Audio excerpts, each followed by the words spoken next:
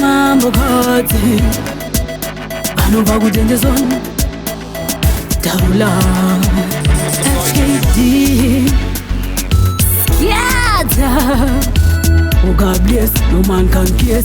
Oh God bless, no man can kiss. Kana ishe vangu vanditi zvinoita, zvinoita pana nozvipikisa. Oh God bless, no man can kiss. Zvinoita wes mukada kufaita. Akati mambo kati ndakublessa, machuniriliza, zvinoita. Oh God bless, no man can kiss. Zvinoita wes mukada kufaita. Ndakandiwini vanhu vakanditi terura nekuti ishe wangu makomborero vazarura. Mambo kati pakuti vanonditaura, ona sapoti yavanondipa pandinoshaura. Ndichapinda pandinonza ndipinde, ndichaita zvandinonza ndiite. HKD muri part kunike sunshine ndipe kunopiti ndirimbe. Kana ishe vangu vanditi zvinoita, zvinoita pana nozvipikisa. Oh God bless, no man can kiss. Zvinoita wes mukada kufarika. Akati mambo kati ndakublessa, machuniriliza, zvinoita.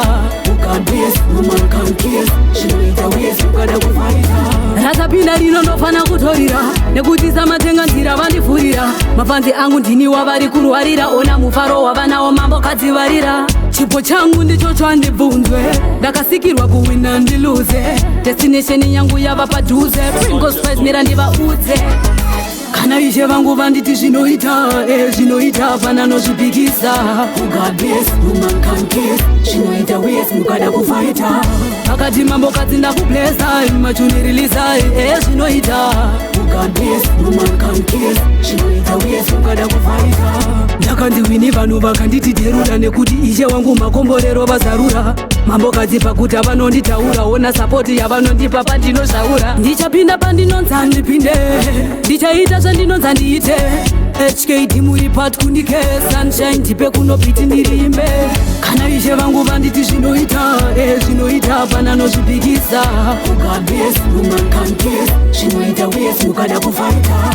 Akati mambo kati ndakublessa, machuniriliza, zvinoita. Oh God bless, no man can kiss. Zvinoita wes mukada kufaita. Rakapinda rinondofana kutorira, nekuti samatenga nzira vandifurira. Mafanzi angu ndini wavari kurwarira, ona mufaro wavanawo mambo kati varira. Chipo changu ndicho chandibvunzwe, ndakasikirwa kuwina ndiluze. Destination yangu yava padhuze, Pringles Prize mira ndivaudze.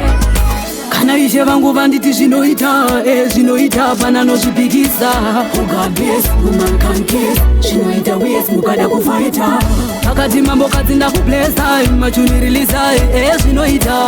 Oh God bless, no man can kiss. Zvinoita wes mukada kufaita.